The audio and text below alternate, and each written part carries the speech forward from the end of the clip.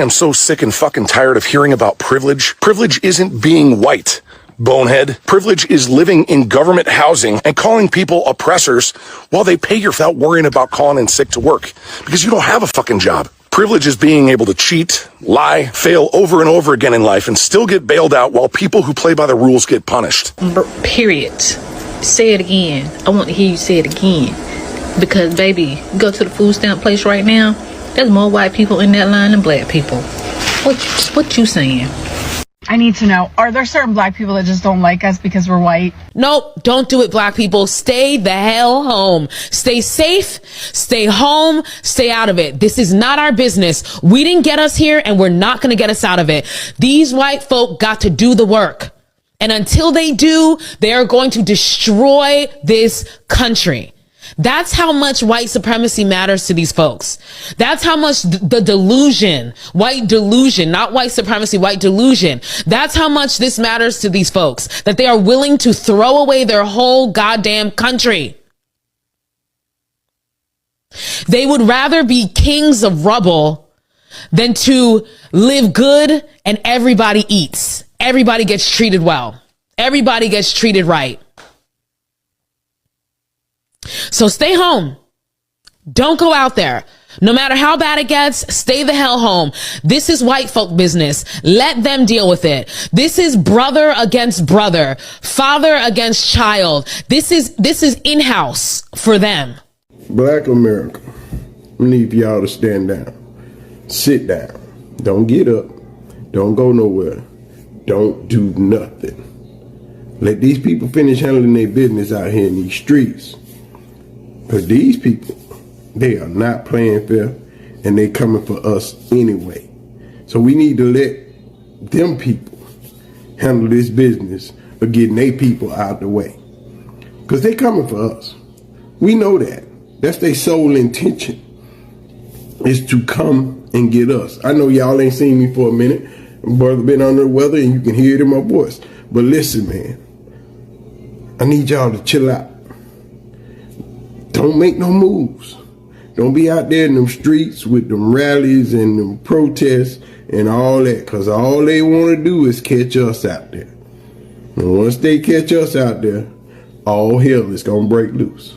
So stay your behind at home, watch you some TV, get your exercise on, drink you some water. I know my sister's chilling. Brothers, I need y'all to chill too, because they coming for us. The man just had the whole database, the whole police database of misconduct wiped. I told y'all, when y'all hired a criminal, expect criminal activities. When you put a natural born criminal in the White House and you don't expect criminal activities to happen, y'all crazy. Y'all are out y'all freaking mind. Now they've been out there talking about where Kamala at, where Obama at. You know, they chilling. We don't need them to move at all. Don't worry about Kamala. Don't worry about Obama. We need our white brothers and sisters to handle their people. Because y'all did this. You Latinos that voted for this ignorance, y'all did this. Y'all fix it. And you brothers and sisters that also voted for this fool, y'all can go out there. They don't like y'all anyway. So if you want to go out there and celebrate with your people, go ahead. But they going to lock your asses up. All I'm saying is, I need my people to stay in the house. Stay drinking water. Stay exercising. Posting videos and doing our thing. We trying to enjoy life. We getting ourselves together right now. In the midst of all this stupidity, we ain't doing nothing. We letting y'all fix it. Because when Kamala stood up there and told you what was going to happen, you didn't listen. You didn't want to save yourself. You wanted to save your race. And now they coming after you. What you didn't know is all the laws that helped us helped you more. You thought DEI was for black people. Then you found out more white people getting help with DEI than black people. Y'all thought snaps and food stamps, because y'all listened to Ronald Reagan them back in the day with that welfare queen bullshit. And then you found out it's a lot of white people on food stamps and government assistance than black people. Yeah, we not struggling. They just tell you we struggling. They just put our struggle up front so you can see it. But them white boys in middle America, Missouri, Iowa, Kansas, Arkansas, yeah, they struggling. Because all them farms, they get government assistance. All them ladies that live in the inner city or out there in the suburb, y'all don't know. Some of y'all people in them suburbs that live next door to you, they on government assistance. They not paying $2,500 for that house like you are. They might be paying $40, but that other check that cover their that other check that comes, it come from the government. See, but you don't know that. You got people out here driving nice cars, living in big houses, but they not paying the same amount of taxes and bills as you are. And you wonder how they doing it all. Because she ain't got no job. She at home every day. Yeah, that's that government check. So for my people, I need y'all to stand down. Stay at home. Stay doing your thing. Don't get yourself out there in them streets with that ignorance and cause a problem. Because they waiting on us. They want us. The man told you the qualified immunity for the police is going to be permanent. He trying to hook the police up. And who you think they coming after once they get hooked up? They coming after us. I told y'all, they ain't but two ways for them to get rid of us. It's to lock us up or to kill us. They can't send us nowhere. Because this ours. We built this. Our people did this. So if y'all don't know, don't take your ass out there. You ain't seen Tim Scott and Byron Donaldson up on TV looking for their daddy, because they found out too, they don't like you no more either. Dumbasses. Y'all stay at home. Stay safe. Stay 100. God bless you. Hello folks, welcome back to the channel. So we have seen a lot of black folks making it very clear that they will not take part in such narrative. They will not help the white folks to overcome, what they built. They are the one that made this thing very, very difficult. They accepted the terms and conditions. They give him another chance to keep doing what he's actually doing now. And since it has turned, the policy he implied is turning against them, now they want to involve the black folks. And majority of the white people, the white folks, they are very, very upset because the black folks are not, they are not bothered about what is actually going on, because they think that what is happening is actually because of the white people, and that is what is causing a lot of banter against the black folks and the white folks in the US right now. Because the white folks were the one encouraging the deportations, they were the one encouraging the policies and majority of the rules that are actually be implemented now, and now they want the black folks to come help them to protest because of things that they thought were actually going to favor them and no more favoring them. So I don't know, all of us to watch these clips. Let's watch these clips. I'll be back with more commentary. White people in real time come on this platform with the realization that SNAP benefits is the same thing as food stamps and EBT. It's quite comedic. I can't lie, it's a little funny. And not funny, haha, funny, weird, because they did the same shit with Obamacare and the Affordable Care Act. They didn't realize that they were one and the same, just two different names. SNAP, Supplemental Nutrition Assistance Program, EBT, food stamps, all the things just different, you know, one is just like the government official name. I don't know. That's the thing about racism and being racist. It's a sickness. It's a disease that's generational, for being quite frank. And y'all don't want to heal from it. Y'all don't want to get better because you feel like you can stand on some imaginary pedestal instead of, I don't know, instead of allowing everyone to get benefits that make all of our lives better. You will cut off your nose to spite your face. You will shoot yourself in the foot in the name of making things difficult for a demographic that you just don't like, for something that they can't change, their skin. But then you don't realize you're hurting yourself too.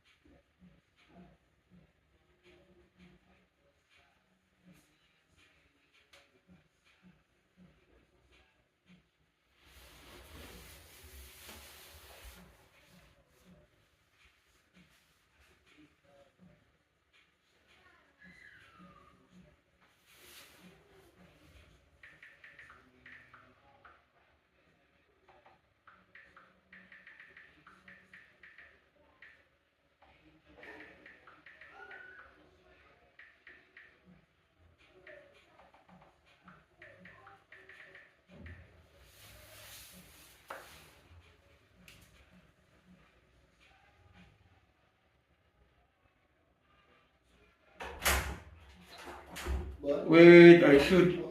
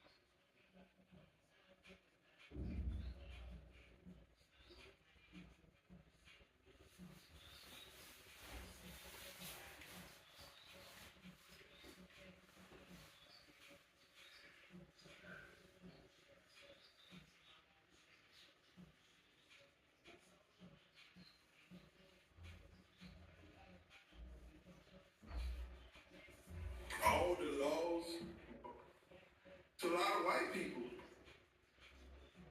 that live in the inner city or out there.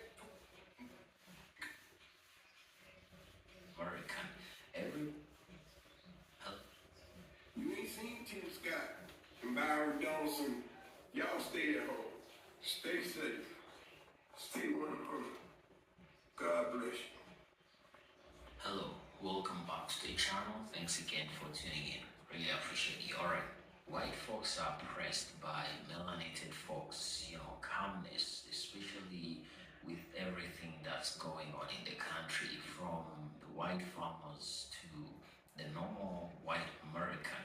Everybody is trying to get a piece of, melanated folks to actually go ahead and react.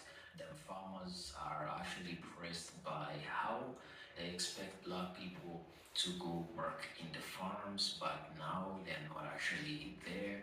And because of exactly how they did themselves bad by supporting the petition and losing all their labor force, they're going bankrupt. And now some folks are even actually trying to rage bait melanated folks to go in the streets and protest because things are not going their way, because everything that the man, the GT, is doing, he's making life unbearable, and they actually want melanated folks to go save the day. This is not black people's fight. This is your fight. You messed up, you better go out there and try to fix it yourself. Well, let's take a look at this video. I'm gonna be back with more.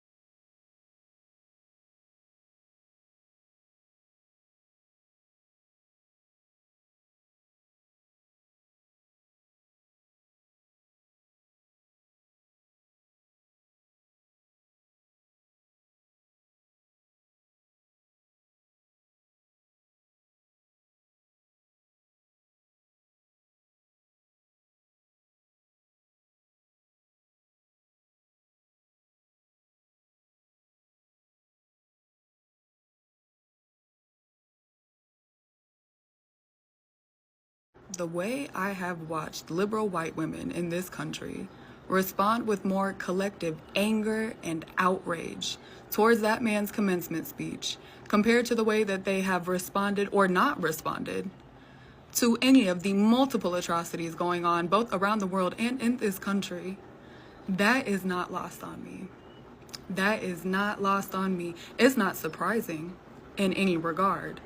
But I have not seen this many angry white women on my timeline since Roe versus Wade got overturned. And my goodness, if there's one thing y'all will do, it is give us an exemplary showcase of white feminism at its core.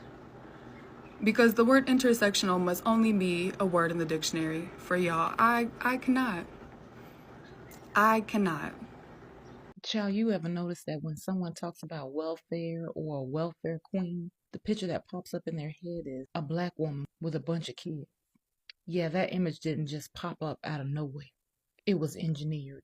Back in the 1970s, Ronald Reagan, in all his glory, built his whole campaign on a lie. Sound familiar? He told stories about a so-called welfare queen in Chicago. He said she drove a Cadillac, had 80 names, and was scamming the government out of thousands.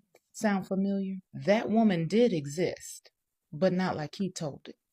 Instead of dealing with her as one case, Reagan used that image to paint all poor black women as lazy, greedy, and criminal. It was a political strategy. He knew exactly what he was doing. By making black people the face of welfare, they got white working class voters to turn their anger away from billionaires and toward their own neighbors. Does this sound familiar? Meanwhile, the truth never changed. White Americans have always been the largest group receiving government assistance. But because of that lie, poor white folks started voting against their own interests, baby, fighting to destroy the same programs they benefit from. That's the trick of America. Make you believe your struggle is someone else's fault, so you never question who's really holding the power. And baby, it ain't poor black folks. The welfare queen, she wasn't real, but the damage she caused, that was the point. Divide, distract, and keep the poor fighting while the rich cash in. That's the real hustle. So black people, drink your water. Stay rooted, real, and knowledgeable. And mind your black business. Happy Black History 365. And I'll see you next time. White people need to learn how to challenge authority instead of challenging minorities. Okay? Now wait, listen.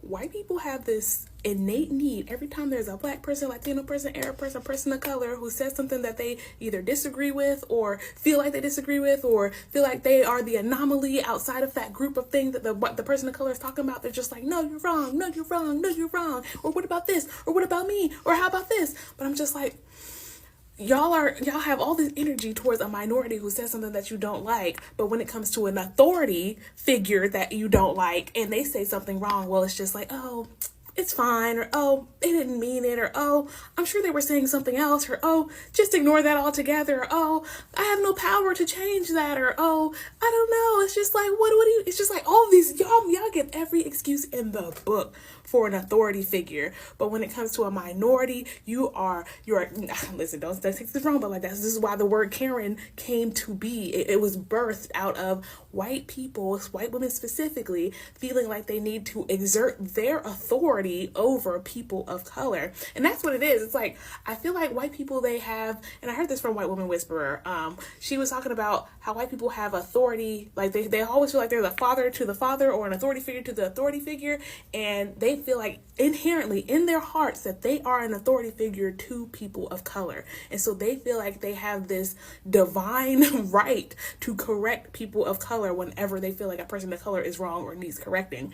But they feel like because there's always this hierarchy in life, that whenever someone that they deem as above them, their parents or their grandparents or the police or the government or God, that is telling them to do something do something or do something that they don't believe in, or that they do something that they think is wrong, they still have to do it because they cannot challenge authority. And that's why they also get so upset when people of color push back on them, because inside of them they see that as someone who is in a position of less authority pushing back on them, the authority. Are y'all listening?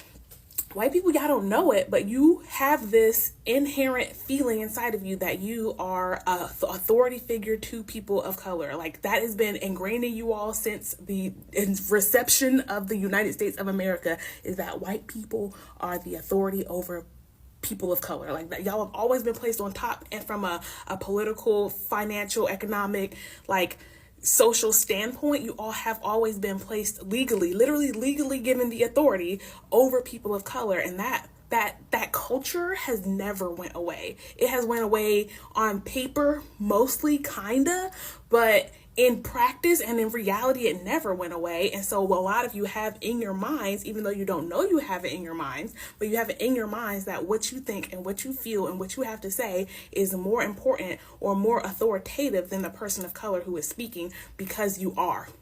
Because you do, because it is. Like, whatever you have to say, you just genuinely with all your heart feel like it is more important or more legitimate than a person of color. And that, I'm not gonna lie, pisses me off. It pisses me off because, like, I talk about racism a lot on the page, and so the amount of white people who come into my page, especially this, I'm never gonna forget this post I made about blonde hair being racist, and every single white woman in all of America came into my page to tell me I'm wrong. And I'm just like, how can you as a white person tell me as a black person who has studied history, studied racism, studied socialism, studied public health, studied population, studied all these things through the lens of racism? How are you gonna come and tell me that I am wrong about racism? Someone who has experienced racism, a black woman who has experienced racism on many occasions in her life, overtly, covertly, and any other kind of way, you're gonna tell me you know more about racism than me.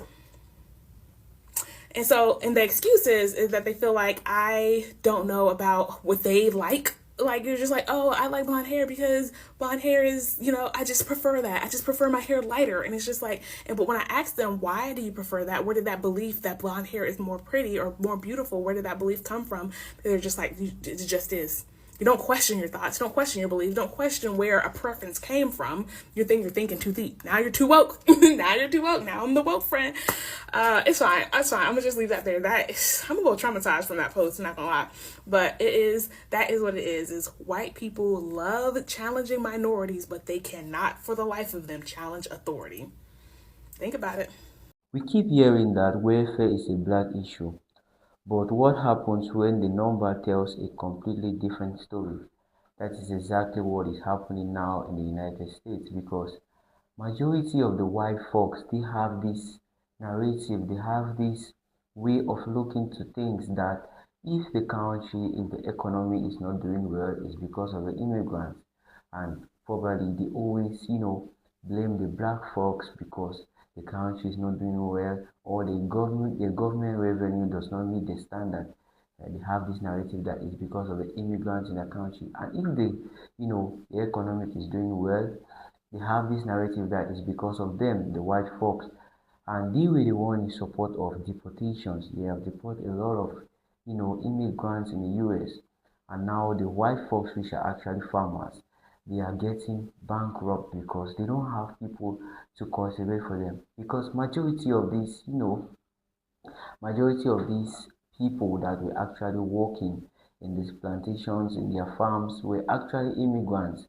Yeah, because the white folks have this narrative that I can't be in my country, then I'm doing a lot of hard labor to earn a living. I'm doing a lot of hard labor to meet my standard of living. So majority of the people who actually work in the farm doing the cultivation were actually the black folks, and the white folks are now, they want the black folks to go to the streets to protest because the economy is not good, and they want the black folks to be the people to protest for them, to move to streets and start. And from the beginning, they were the ones in support of the politics. They thought that it was going to benefit them and not the black. But after all the banter, they are now being, it's affecting them even more. And the black people, the melanated people, are so calm that they think that it's in favor of them, and now they want all of them to start protesting. And the black melanated people, the black Americans, have made it clear that they will not take part in such activity, because they made it very clear about this policy. They made it very clear about the agreements. They were trying to break it down to majority of the white folks why they should not, give him another chance. But they were carried over with the luxury they had at that moment. So they did not have this, they didn't wanted to think things through anymore, because they had this narrative that the policy, everything that is going on was actually going to favor them, and they were okay with it until now that is going against them. So please, I would love to hear your thought about this. Subscribe to my channel, turn on your notifications, and see you in my next video.